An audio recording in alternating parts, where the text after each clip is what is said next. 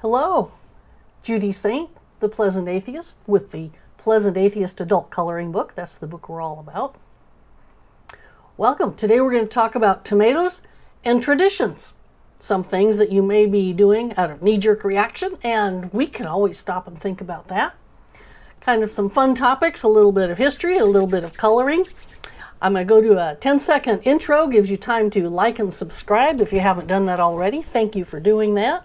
Be right back.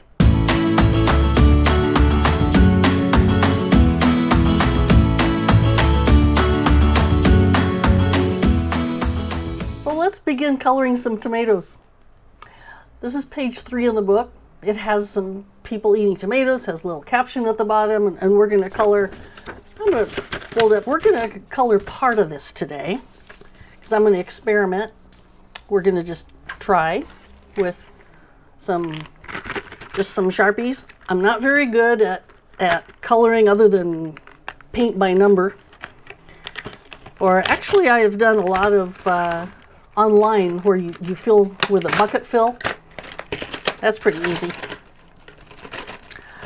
So you can tell I'm new at this. I don't even know how to get the pens out of the package yet. So let's see. We're talking about tomatoes today. And we're coloring in tomatoes. Well, I shouldn't have used pastels. What color is this? I don't know. So we're going to talk about tomatoes as we color these ladies in. They're just two of the ladies on this page. They're the ones at the top. That's a pretty good color for tomatoes. So we're going to talk about why this page is in the book as we color it. This is just the first two, and it's kind of like a timeline, this page. It talks about tomatoes.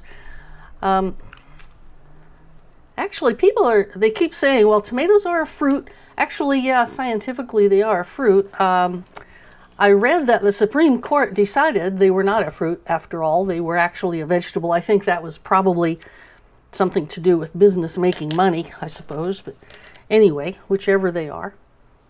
There's a little history to tomatoes about why I have this page. So I'm just going to try coloring a little bit. That's pretty good. And I don't even have a lot of skill as to what color to put in what section. But I'll just go for it. I think these are the kind of pens that if you wait too long, the color gets darker. Well, about tomatoes.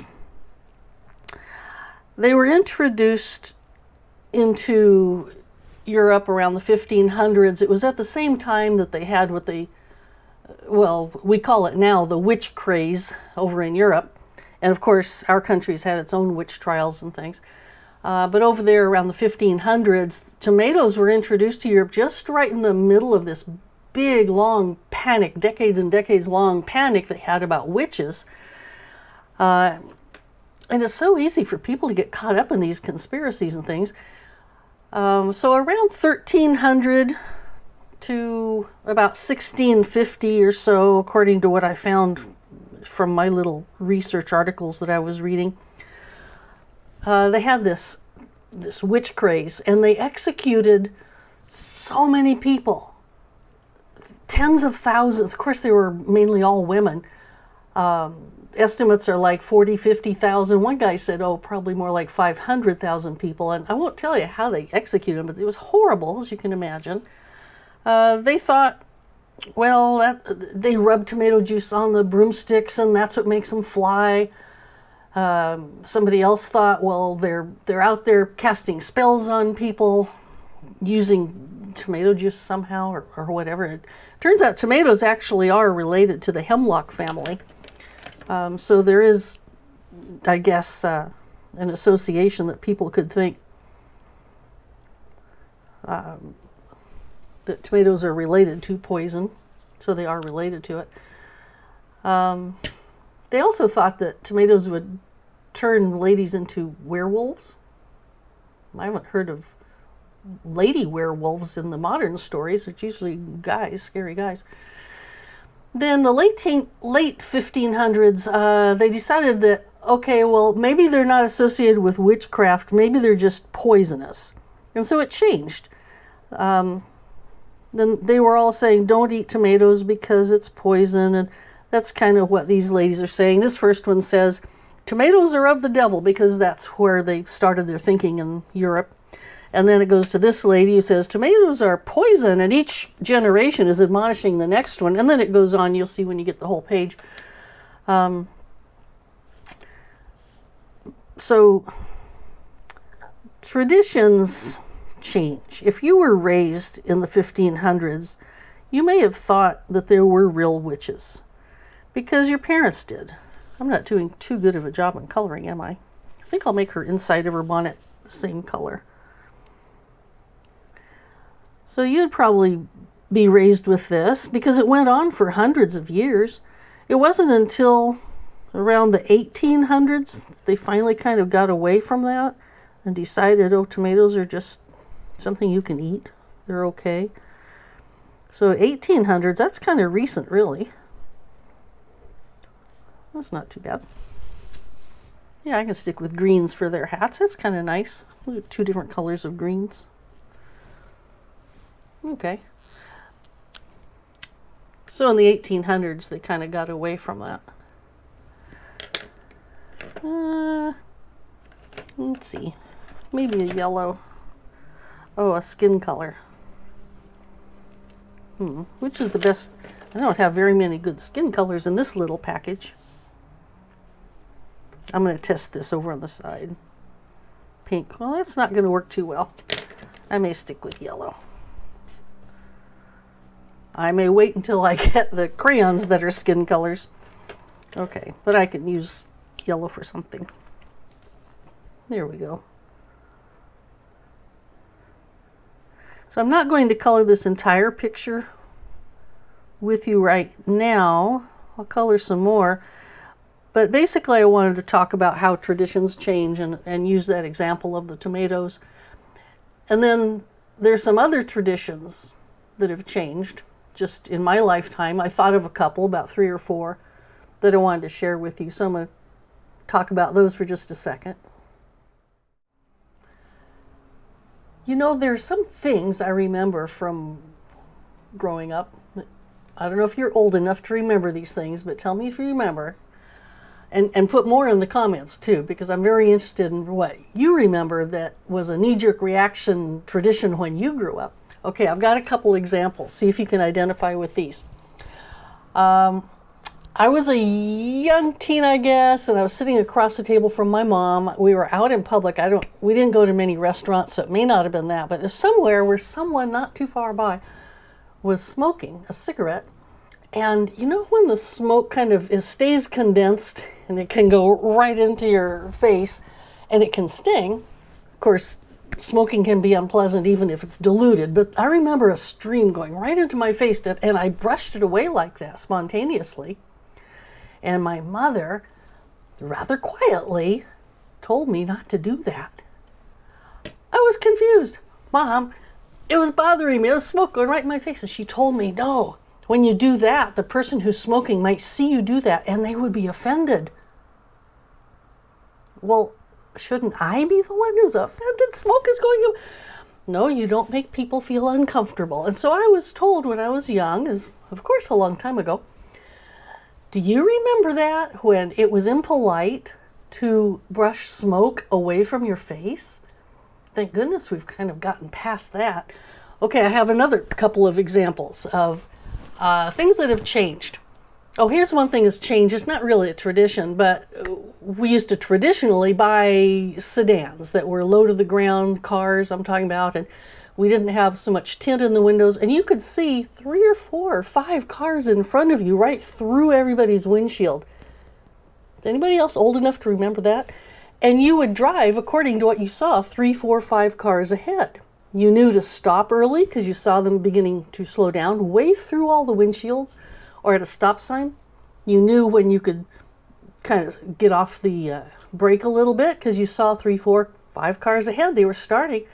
And we don't see that far ahead anymore. There's, of course, tint in the windows, but a lot of people are driving SUVs and utility vehicles of all sorts. you can't see through the windows. So that's another thing that's changed. Not so much a tradition. I guess a tradition of what we buy for vehicles. There's another tradition that I wasn't familiar with, and it was just a few years ago. I was getting some tea for someone, for some guests, and I put the tea in first, and then I asked if they'd like cream, and I was told by a person who was from a different country, oh, no, that's offensive. You don't do that. First, you let them put their cream in, or half and half, or milk, or whatever we're using. First, you let them do that, and then you put the tea in to top it off. And I thought, well, what difference does it make? It tastes the same. And so in thinking about that, okay, maybe it's, again, trying to make people feel comfortable. If someone likes lots of cream, you don't want to embarrass them that you didn't leave much room at the top when you filled it with tea. Maybe that's why. So there are a couple little things that have changed. Here's one that's more relevant. What do you do when someone sneezes? Do you still have that knee-jerk reaction of, oh, bless you? Even people who have become atheists still have that knee-jerk reaction, bless you, because we're brought up with that. Well, when I became atheist several years ago, I was spontaneously doing that. And then through practice and thinking about it, I got to where I just wanted to say something, but I still felt a reaction to say something. And you know, if you think about it, who's the person who really should be saying something? It should be the person who's blowing their sneeze all over into the air. They should be saying, oh, sorry. And so I was thinking about it. I thought, well, what do you say if someone coughs? Nothing.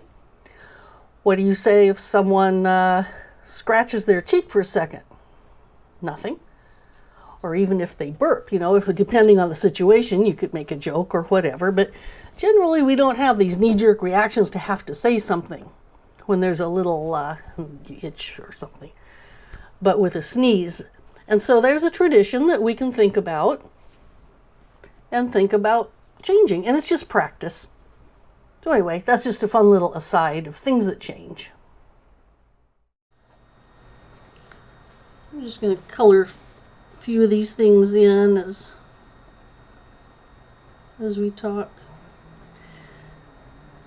Some of you might want to tune in just to hear the conversations, and I try to be inspirational and let you know some interesting things I've done or thought about. And I can see you wanting just to fast forward and just listen to those things, and that's perfectly fine.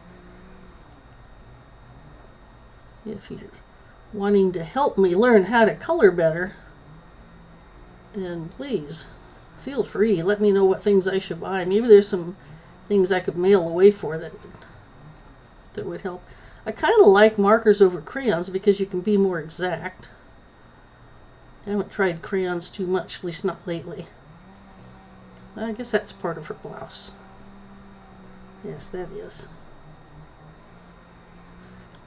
Okay, I am going to do a little bit more work on this, some of the background, and then I'm going to put it up on in the gallery, and it'll stay there for a little while. And you can do that too. I'd like to put your stuff up in the gallery. I'm just going to keep coloring here for a little while, and then of course I'm going to talk to you in just a second. Let me get her shirt, and then I'll stop and talk for a second.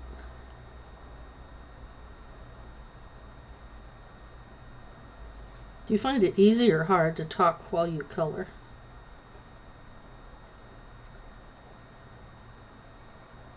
Obviously, I'm finding it hard.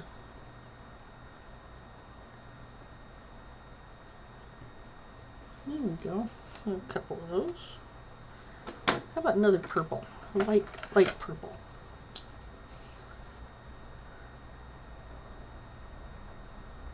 So there are probably some things that you grew up with that you might even still to this day be doing without thinking about it. I'm finding new things all the time. You know, just when I think, oh, I'm all mature now. I remember when I was 13, I wanted to talk to my future self, so I did, and I remember it, so I guess it was effective. I am my future self now, and I remember it. And what I said was, future self, I want you to know that I'm 13 years old, and at this point I figure I know all there is to know, except some facts, of course, and life experiences. But as far as how people are or how the world is, I want my future self to know I've got it figured out. Boy, was I wrong. Oh well. And I'm still not done. No, I want to do her hair before we leave. Let me just do her hair. And then I'll close off. I could do each little section of her hair in a different color. I think I won't, though. I think I'll make them all just this one color. I look forward to having more variety of colors. The only other thing I have right now are some blending markers, and I'm not sure how to use those yet. Maybe you could help me figure that out. And crayons. Oh well. Well, I'm going to stop here for right now. I like coloring. And I like talking, and I like reading your comments and seeing where everybody is in life. And what did you grow up with that maybe you're thinking of changing? Sometimes it takes practice. Sometimes you have to work at it. That's okay. Sometimes you'll catch yourself a little sooner, then a little sooner, then a little sooner, and then maybe in advance of reacting. That's okay. It's all right. And you don't have to change everything. But if you're thinking of something from tradition, from maybe when you grew up, or even from current days, put them in the comments, because I would like to read those. What other things are you dealing with or would like to deal with? Just out of curiosity. Not that we have any answers for you, but it's kind of helpful to share among all of us. There's a lyric that comes to me. I used to be in, well, several different rock bands, but this one band, we had a guy I called JJ, and he wrote his own lyrics, and we played his original songs. And I don't remember the exact lyrics, but there was some part of one of his songs where he talked about when you die, you go off alone in that driver's seat. And that kind of stuck with me. That's kind of cool. Imagine that, you know, just, you don't take all your friends and family and everything with you. Well, that's an expression.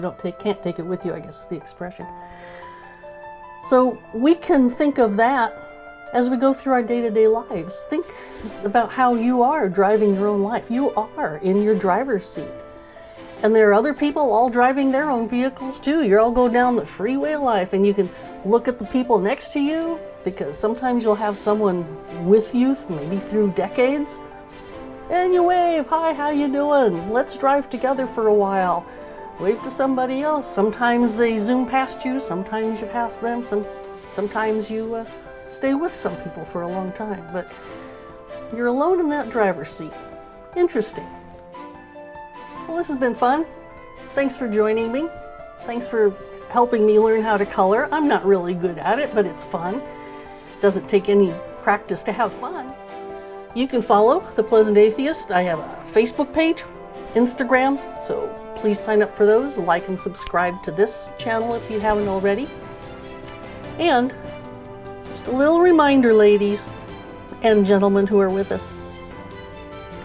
Take care of yourselves first, because we tend not to do that.